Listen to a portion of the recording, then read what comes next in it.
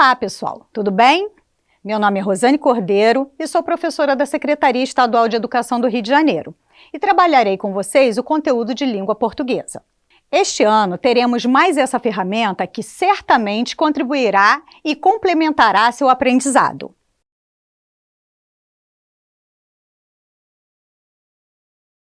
Vamos começar conversando um pouco sobre a produção literária, as escolhas feitas pelo escritor, a tradição literária e o contexto social. Todo autor escreve a partir do que ouve, vê e vive. A história construída precisa ter um contexto social. A linguagem empregada, a escolha vocabular, tudo deve estar em harmonia. Quando lemos as obras de um determinado período literário, por exemplo, precisamos lê-las com o olhar do seu tempo, com os conceitos da sociedade da época. No início do século XX, por exemplo, em meio ao espírito caótico e violento caracterizado pelas grandes guerras mundiais, começam a surgir na Europa uma série de manifestos que deram origem às vanguardas europeias. E estas, por sua vez, abriram caminho para a nova arte do século XX, servindo de fonte de inspiração para que acontecesse no Brasil a Semana de Arte Moderna, também conhecida como Semana de 22. Considerado o marco inicial do modernismo brasileiro. A primeira fase do modernismo brasileiro ocorreu entre 1922 e 1930. Foi a mais intensa e radical e se destaca pela publicação de uma série de manifestos que trazem uma visão nacionalista e crítica da realidade brasileira da época. Dentre eles, temos o Manifesto Pau-Brasil, o Antropófago e o Verde-Amarelismo.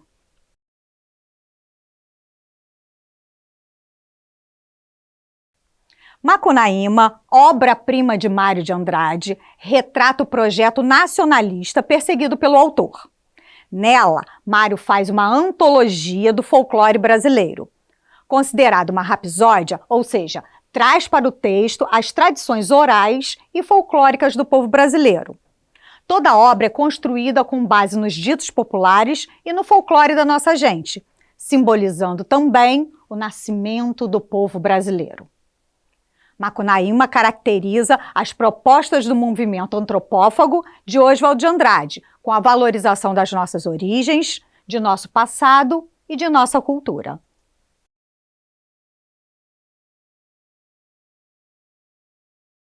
O modernismo traz para a literatura e para as artes uma liberdade de expressão nunca experimentada. E alguns artistas modernos passam a utilizar-se de clássicos da literatura em suas manifestações. Na música Monte Castelo, gravado pelo grupo Legião Urbana, por exemplo, temos como intertexto o poema Amor é fogo que arde sem se ver, de Camões. Observem que a primeira estrofe do poema aparece inteira na letra da música.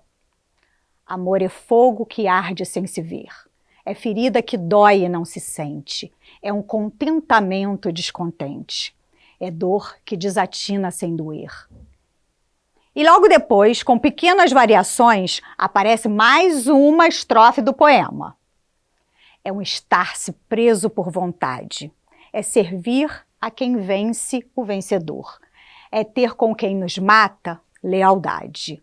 Tão contrário a si é mesmo o amor.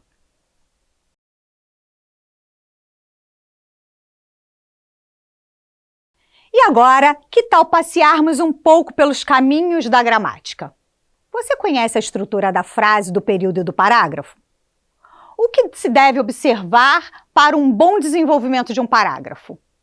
Qual sua intimidade na construção de um texto?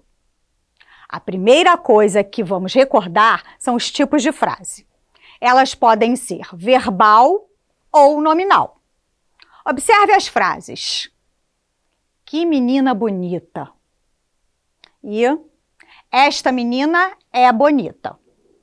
Podemos perceber que na primeira não há verbo, por isso é chamada de frase nominal. Já na segunda, aparece o verbo ser, flexionado na terceira pessoa do singular, é, o que caracteriza uma frase verbal. Vocês devem estar se perguntando, mas qual a importância disso? Eu respondo: toda a estruturação do período se dá em torno do verbo. Mas será que não podemos ter um texto só com frases nominais? A resposta é sim. Porém, são textos específicos e que não são comuns no nosso dia a dia. A forma tradicionalmente mais usada na construção de um texto, em prosa, é a sua organização em parágrafos, desenvolvidos em torno de uma ideia núcleo, com algumas ideias secundárias, que a reforçam, ampliam ou exemplificam. Os parágrafos geralmente possuem vários períodos simples e compostos. Dizemos que um período é simples quando ele possui apenas uma oração, ou seja, um verbo, enquanto que o composto é formado por duas ou mais orações ou dois ou mais verbos.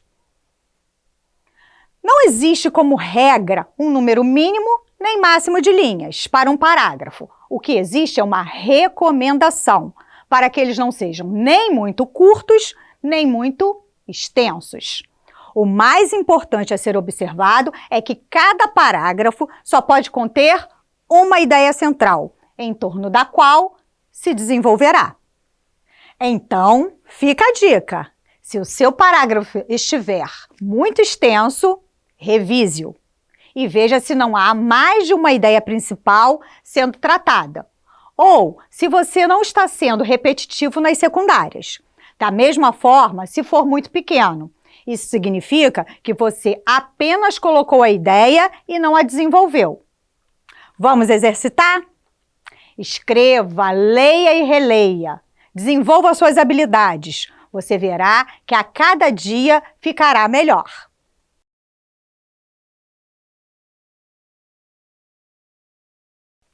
Outra dica importante quanto ao desenvolvimento dos textos é com relação às regras de concordância. Há dois tipos de concordância, a nominal e a verbal. Chamamos de concordância nominal a relação estabelecida entre o substantivo e os seus satélites. Por exemplo, se uso o substantivo meninas e quero associar a ele um adjetivo, preciso concordar em gênero e número. Logo, devo dizer meninas bonitas. O mesmo ocorre com os pronomes. Então, podemos dizer essas meninas bonitas, ou com o artigo, as meninas bonitas. Agora, quando falamos em concordância verbal, estamos falando da relação entre o sujeito, que é uma função sintática, e o verbo da oração. Então, se o sujeito corresponde à primeira pessoa do singular, por exemplo, o verbo também deverá aparecer neste mesmo número e pessoa. Observe o exemplo. Eu gosto de estudar. Eu, pronome na primeira pessoa do singular. Gosto, verbo na primeira pessoa do singular. Mas atenção! Se tivermos um sujeito que representa mais de um núcleo, como em eu e minha amiga, cujos núcleos são eu e amiga, o verbo precisará corresponder à soma dos dois núcleos. Logo teremos eu e minha amiga gostamos de estudar. E aí, deu para entender? Para aprofundar um pouco mais sobre o assunto, sugiro que leiam com atenção o material impresso e consultem uma boa gramática.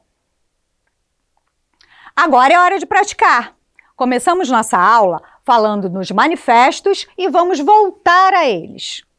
Os manifestos são textos de base argumentativa, ou seja, possuem a intenção de convencer seu interlocutor de suas verdades. Para isso, cada parágrafo precisa estar muito bem estruturado a fim de apresentar com clareza as premissas e os argumentos que basearão a tese. O tópico frasal dos parágrafos precisa estar claro e bem desenvolvido, para que o objetivo seja alcançado. Agora é com vocês. Mãos à obra e até a próxima!